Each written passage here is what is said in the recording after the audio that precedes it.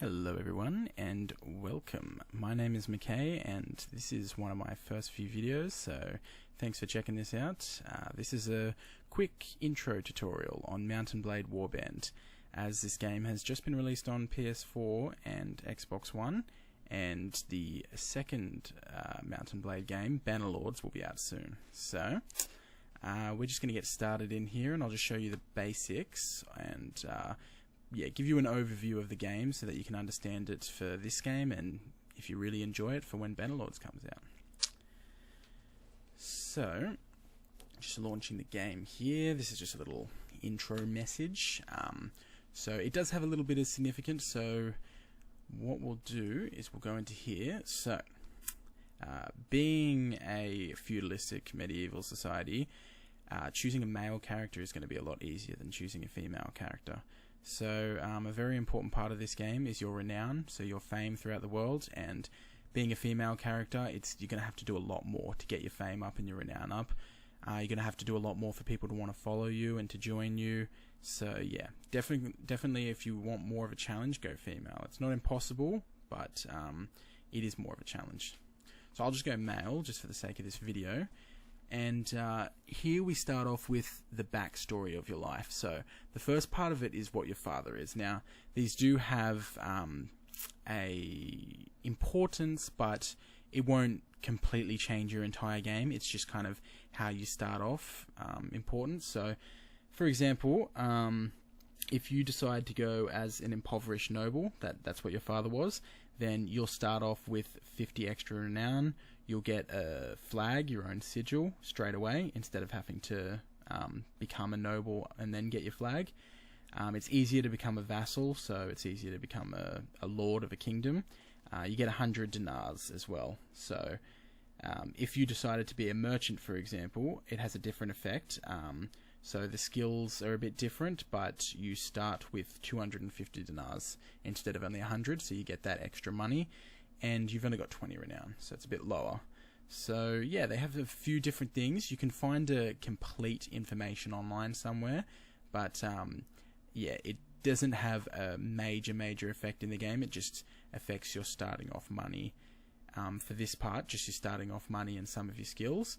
So I'll just go a noble just for the sake of this, and then next on is what you did in your young life. So in your early life you have again more choices which will have similar sort of effects. So it'll affect your skills, it'll affect your attributes, and yeah, all that sort of stuff. So again, it has a similar sort of thing. So I'll go a page at a nobleman's court, and then finally we have young adult. So this is again similar, same as the early life, but instead, this will determine what clothing and equipment you start off with. So, for example, if I go as a squire, I'll start off with a rusty sword, a shield, a crossbow, and I will get 20 dinars. Whereas if I start off with a goods peddler, I'll get an extra 100 dinars instead, but my weapons won't be as good.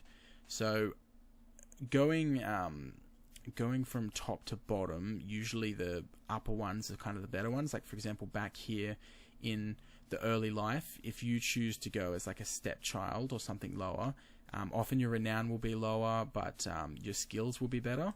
Same back here as well. If you choose your father to be a thief, then yeah, your skills will be a lot higher and stuff, but yeah, you have pretty much no renown and barely any money, and your equipment won't be great. So yeah, so I'll choose to go as a squire, just because these are kind of, in my opinion, the easiest ones to start off with. And then here, finally, we have the reason for adventuring. So this will affect your skills and attributes again. So each of these choices often affects your skills and attributes. So, for example, lust for money and power, that's the one I often go as. That affects your agility, intelligence, and your looting skills, so it gives boost to them. So yeah, if you want a full guide on this, you can just search up online. I might even make a quick guide as well available. Might even link it in the description so you can easily get a view of that. But yeah, it's just, it doesn't have a major effect on the game, but it just kind of affects you starting off. So if you really do want to get into the game, it's a good idea to check out these. So I've got lust for money and power, and then here we are, we're ready to become an adventurer and ride out to our destiny. So since I chose to be a nobleman, the son of a nobleman, I get a flag straight away. So that's the best part about choosing that. You get a high renown, you get a flag straight up. You don't need to spend all that time and effort trying to become a noble. You can just get it straight away. So there's quite a few different flags to choose from. So yeah, just choose your favorite and whatever one you like. One of my favorites is this one here. It's got like a kind of a Germanic origin, so I often like going this one. So I'll choose that one. And then here, this is just the game saving policy. So if you want more of a challenge, have no quitting without saving. So if you do something wrong, you die, for example, you can't just quit out of it and get out of it, and it didn't happen. So yeah, that'll be more of a challenge, but if that's what you're here for, then definitely choose that. So I'm going to go no quitting without saving as well. And then here we have just the opening skills. So as I was talking about before, how choosing the things you did as in your early life and your adult life has an effect on your skills. Well, that's it here. So because I chose to be a nobleman, like my father was a nobleman, and then early life I was a page at a noble's court and then a squire, I have benefits to things like power strike, weapon master, riding, looting, tactics. My strength and charisma are higher. Charisma's higher because I chose to be a son of a nobleman. So yeah, that's how they affect it. My leadership's higher as well because of that noble origin. But yeah, I'll just go from left to right and give you a quick explanation of pretty much all these things. What do they mean? So your base level of skills is your attributes. That's like the base. This attributes affects your skills, and then your skills can affect your proficiencies as well in a certain way, which I'll explain. So the strength here, this one will have an effect on your hit points. So as you can see in the top right there, and yeah, that's the main one. And then also for each one of these attributes, when you level them up, they allow it to be a third of this ability here. So what I mean by that is that if you have your strength is 9, for example, and as it says in the top right there, it affects Iron Flesh, Power Strike, Power Throw, and Power Draw. It means that if this is 9, the maximum level that Iron Flesh can be, for example, is 3. So it can only be a third of this level here. So yeah, if you want to get your Iron Flesh up really high, put some points into strength. So yeah, strength will just affect your hit points, so it adds +1 to your hit points when you level that up. For agility, that gives you 5 weapon points, and it increases your movement speed a bit, and then it also has the skills that it affects as well. Intelligence will give you an extra skill point every time you level it up, which is really handy, so I'd definitely recommend, no matter what character you're going, put a few points every now and then into intelligence. Definitely worth doing. And then charisma here will affect the party size limit, increasing it by 1, and again affecting the skills as well. So what I'll do is I'll put 2 into intelligence and I can get a little more skill points. I'll put 1 into agility, and then I'll put another one into strength. So in the middle here we have your main skills. Just going from top to bottom, I'll do a quick explanation of it. So Iron Flesh affects your health, so put 1 point into that, you get 2 hit points. Power Strike, that increases your melee damage, so that includes one-handed, two-handed, and polearm weaponry. And yeah, you level that up, you can use better weapons and stuff, so you need a certain level to use certain weapons. Power Throw, that's for throwing weapons like javelins and darts and stuff.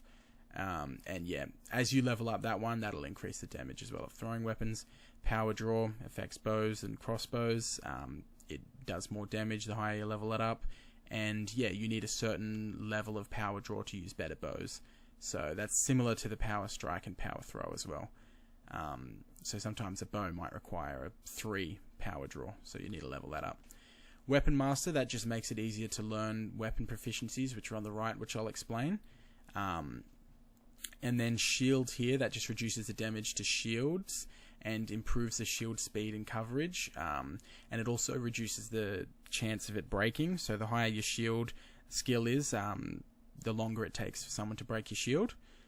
Athletics here is just improve your running speed. Riding will let you ride like better horses, so you need a high riding skill to ride the better horses, and it increases your speed and maneuverability on the horses as well, so that's an important one.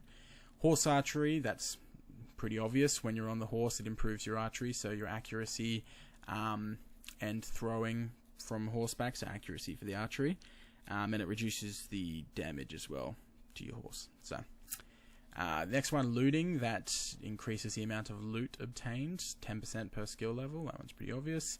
Trainer, so this one every day at the end of the day will train your troops in your party, so that's a good one to get up, because it means if you're just sitting in a town, for example, this will train your men while the days go by and you don't really have to do much. So nice and lazy way of getting up your men. Here we've got tracks, so that's on the party map. You can view the tracks of different friendly and enemy movements, and they become more informative as the skill gets higher. Tactics, that increases your battle advantage each game. So your battle advantage depends on the size of your army, the type of men in your army, and the size and type of men in the enemy army as well. And yeah, having a higher tactics skill will also improve that. In addition to whatever the tactics, like the battle advantage is in the actual battle. Next we have pathfinding. So this one here just increases the party map speed by 3% per skill level. Spotting, that is the seeing range on the map, so it increases by 10% each time. You got inventory management, so that just increases 6 capacity in your inventory. Wound treatment, that is the healing speed of your men. So sometimes when your men are hit, they have a chance to get wounded rather than killed, so you don't have to keep recruiting more men. So to actually heal your men and yourself, you need to wait a certain amount of time. So potions and everything don't exist in the base game, in the vanilla game of this. So yeah, if you do get hit in a battle, for example, you can't heal yourself. So that makes it a bit of a challenge, but yeah, it's definitely doable. You just got to get this skill up, and then, you know, when your men are injured and your health is lower, just wait a few days by camping or going to a local town or castle and just waiting there for a few days to get your health back up. So here, this is another one that it's similar, but it gives a 4% chance that a mortally struck party member will be wounded rather than killed. So as I was saying, this will increase the chance that they're wounded rather than killed, which is a very good one because you don't have to keep recruiting men. And then first aid, that's for your personal self, so the heroes, so you and your companions, how much your health increases as you wait, so the time it takes for it to increase. Then down here we have engineering, so that allows you to construct siege equipment and allows you to construct it faster the higher it is when you're sieging towns and castles. And also when you get fiefs, which are like which is like land given to you by the king of the kingdom, or if you start your own kingdom, you own all the fiefs. But yeah, they you can make improvements into those things, like for example villages, you can build mills and watchtowers and whatnot. So this will having a higher engineering skill will reduce the cost of the fief improvements and reduce the time taken to build them. So it's a very important skill, but I'll explain a little bit about how you want to do your skills to start off with in a second. So persuasion, that's pretty obvious, just, you know, get people to listen to you and do whatever the hell you want them to do. Prisoner management, so increases the amount of prisoners you can have by 5 in your party. Leadership, that will increase the amount of men you can command by 5 and reduce the troop wages by 5% for each skill.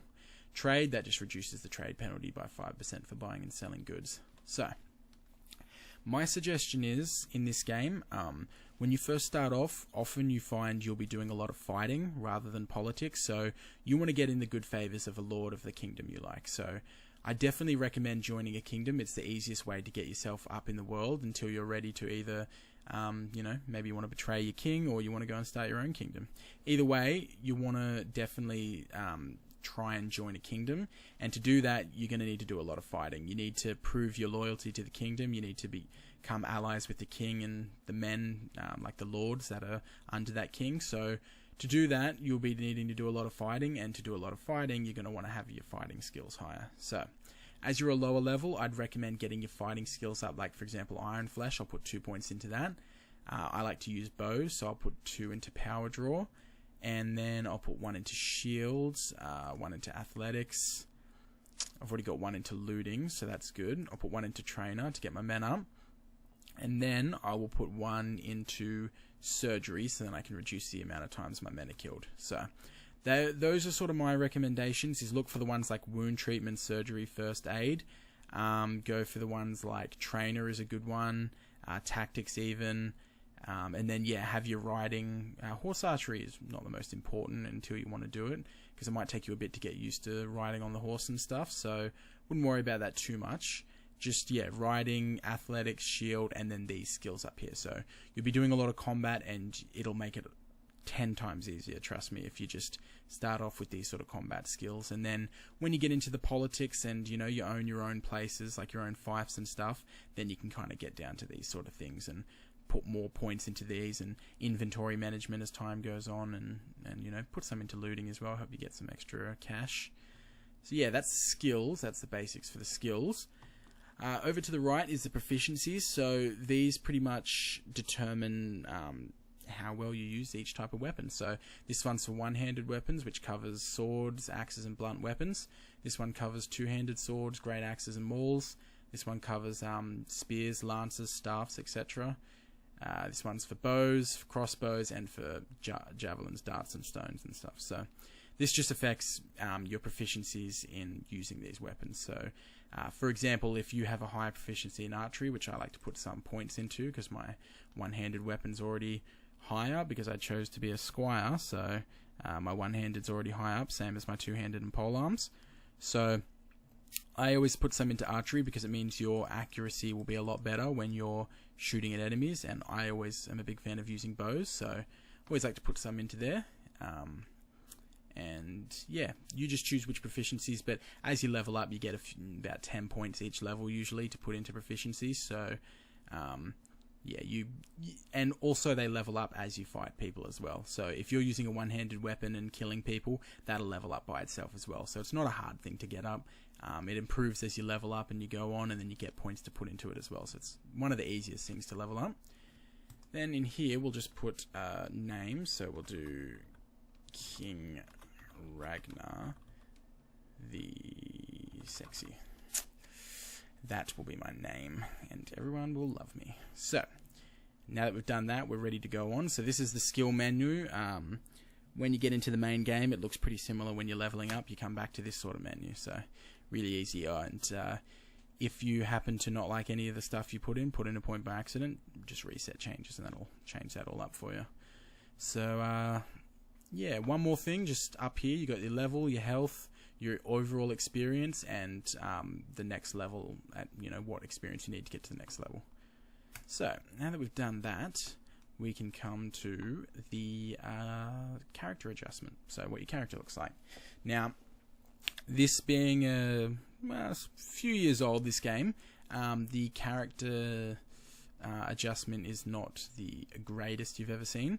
But if you've watched a video of Bannerlords, the new game, then you'll see a really, really great improvement. But this is still quite good for now, so I'll just show you how to do this. When it comes to Bannerlords, it's more in depth, the next game that's coming out sometime this year. But yeah, this one's just kind of a basic one. So you can change your skin, so what type of person you have. So I'll just go with this second one here. Here we've got our beard, so since I'm King Ragnar, I might want to sport some sort of big old Viking beard. Doesn't look like too bad of a one, it's got nice tied up. Yeah, I like the tied up better, so I'll go with that. Then we can change our hair, so let's see. Let's see what we got. That one looks like more like Björn than Ragnar, but that's all good. We'll do that, so like a Björn Ragnar character. So, once we've done that, you can change your age here. So, yeah, you get really old as you go on, young as you go across. And here, this just affects the colour, so the darkness of your hair. Other than that, on the right here, you can go into in-depth with the shape of your eyes and stuff. So, eyebrow shape, eyebrow depth, all that sort of, in-depth character customization, but I won't go into that at the moment. You can kind of figure that out. It's pretty easy. But yeah, after that, we can press done. And now this is the part just before you get into the game. So there's something I'd like to stress here. These are the 6 different kingdoms. So if you haven't already had a look at it, you've got the Kingdom of Swadia, the Vaesirs, the Khergit Khanate, the Nords, the Rhodoks, and the Saranid Sultanate. So here this just is telling you what you want to do, like which kingdom you want to go to first. So for example, if I join a caravan to Praven, that's the Kingdom of Swadia. So that's just where you'll end up first, the first town you go to. However, choosing one of these towns doesn't mean you're stuck with those that faction or those people. So for example, if I do go to this caravan to Praven and go to the Swadian kingdom, it doesn't mean I'm going to be stuck there. It doesn't mean I have to join the Swadians. I just do the starting quest there. So there's an intro quest to kind of get you into the game, and then that's all that is. So you don't need to be forced to go there or to stay there. You can go anywhere else after you've done those starting quests. And yeah, this is just where you want to start off with. So yeah, just choose whatever one you might be interested in. So for example, if you're interested in the Nords, take a ship to Sargoth, go there, check it out. If you don't like it, then you might want to head over to the Khergit Khanate and check their area out. So each starting kingdom has different types of bandits, I guess, and you want to attack these bandits to level up your men and yourself, because as I said, you need to do a lot of combat to get up your renown, your money, your skills. So one of the easier ones, in my suggestion, easier areas to start off with, is probably the Kingdom of Swadia. There's a lot of looters there and a lot of forest bandits, which are quite easy. Also the Kingdom of the Nords, there's quite a few different enemies there, like sea raiders and stuff, which are not too bad to fight. The Khergit Khanate's one of the harder ones because all their men are horsemen. So if you do start off in that area, you're going to find it really, really, really, really difficult to level up your men. So it's not impossible, but if you want something a bit easier, you could go to another place. You could go here, hire some Khergit Khanate recruits, and then go to, say, the Swadian Kingdom area and fight some bandits there to level them up. But since my name is Ragnar, I'm going to go to the Kingdom of the Nords. So, let us start by going into the Nordic Kingdom. So, here we are, just starting off. We're going to be in Sargoth, which is one of the main Nordic towns. And we're close to the end of this video, but I'll just give you a quick show of the fighting, because you fight in the first quest. So, in this first mission here, I've come back. I'm exhausted as hell after this long ship ride, and now some douche lord is trying to attack me. So, that's a little bit annoying, so I'm going to have to kill this guy. So what we got here is, this is the basic battle. So on the left you've got your GUI, which will tell you all the stuff that's happening, like me getting hit. So yeah, on the left here it says the damage, the speed bonus as well. So, if you're moving around a lot, you get a better speed bonus, higher damage. It says the proficiency as well, so when you get the proficiency level, and it says who you've killed as well. So usually the green will be when your allies have killed the enemy, and yellow is for when your allies have been wounded, and red is for when they've been killed. So here we've just got this merchant of Sargoth, so he's going to take me to his house because he is a nice guy, which is pretty rare to find in a medieval society, so definitely be nice to this guy. So here, what he's going to do is he's going to ask us for help, because someone he loves has been taken captive by bandits. So he's going to ask us to raise some men, go fight some looters, find out where the camp is, and rescue this person. But I think I will leave it here for now, just as a quick introduction, and I'll be doing another video on the next part of this. So getting into the quests, doing the quest, showing all the different tabs and information, showing the party map and all that sort of stuff as well. So this was just a quick introduction for just getting started into the game. So I hope you enjoyed it, everyone, and yeah, just let me know if you have any questions in the comments, and if you enjoyed it, then please like and subscribe to my page. And yeah, this is McKay, and thanks for watching. Goodbye now.